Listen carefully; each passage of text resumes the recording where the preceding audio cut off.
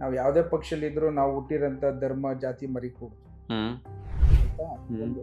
ಆಮೇಲೆ ಕಾಂಗ್ರೆಸ್ ಪಕ್ಷ ಜಾತ್ಯತೀತವಾಗಿ ಚಿಂತನೆ ಮಾಡೋದು. ಹ್ಮ್ ಯಾವತ್ತೂನು ಹ್ಮ್ ಹೋಗಿ ಹಿಂದೂ ಆಗಿ ಹುಟ್ಟಬಾರ್ದು, ಇಲ್ಲ ಹಿಂದೂ ಅವ್ರಿಗೆ ತೊಂದರೆ ಕೊಡಬೇಕು ಅಂತ ಯಾವ ಥರ ಹೇಳಿದೆಯಾ? ಕಾಂಗ್ರೆಸ್ ಪಕ್ಷ ಏನು ಹೇಳುತ್ತೆ, ಎಲ್ಲ ಜಾತಿ ಧರ್ಮ ವರ್ಗದವ್ರಿಗೂ ಸಮಾನತೆಯ ಬದುಕನ್ನ ಪ್ರಜಾಪ್ರಭುತ್ವವನ್ನು ಕೊಡಿಸ್ಬೇಕು ಅನ್ನೋ ಚಿಂತನೆ ಮಾತ್ರ ಇರೋದು. ನೀವು ಮಾತೆತ್ತಿದ್ರೆ ಪಾಪ ಹಿಂದುಳಿದಂಥ ಸಮಾಜದನ್ನು ಮುಂದೆ ತರೋಂಥ ಪ್ರಯತ್ನ ಮಾಡಿರ್ತಾರೆ.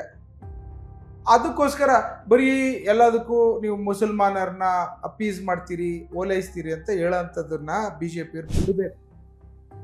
ನಾವು ಯಾರು ಹಿಂದೆ ಉಳಿದಿದ್ರೆ ಅವರೆಲ್ಲ ಮುಂದಕ್ಕೆ ಬನ್ನಿ ಅಂತ ಒಂದೊಂದು ಕಾರ್ಯಕ್ರಮ ಎಲ್ಲರಿಗೂ ಕೊಟ್ಟಿದ್ದೀವಿ.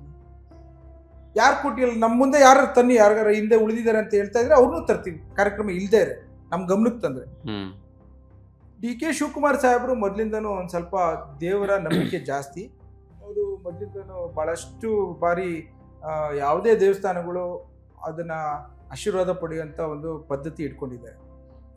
ಅವ್ರು ಯಾವಾಗಲೂ ಹೇಳ್ತಾ ಇರ್ತಾರೆ, ಯಾವುದನ್ನು ನಂಬಿಕೆ ಒಂದು ಇರಬೇಕು ದೇವರು ಯಾವಾಗಲೂ ನಿಮ್ಮಿಂದ, ಅದ್ರ ಫಲ ನಿಮಗೆ ಒಳ್ಳೆಯದು ಕೆಟ್ಟದ್ದು ಅದಕ್ಕಿಂತ ಹೆಚ್ಚಿನದಾಗಿ ಒಂದು ಎಲ್ಲೋ ಒಂದು ಕಡೆ ನಿಮಗೆ ಸದಾಕಾಲ ಕಾಯುತ್ತೆ ಅಂತ. ಸೊ ಹಾಗಾಗಿ ಅವರು ಸಂಪ್ರದಾಯನ ಮುಂದುವರಿಸ್ತವ್ರೆ.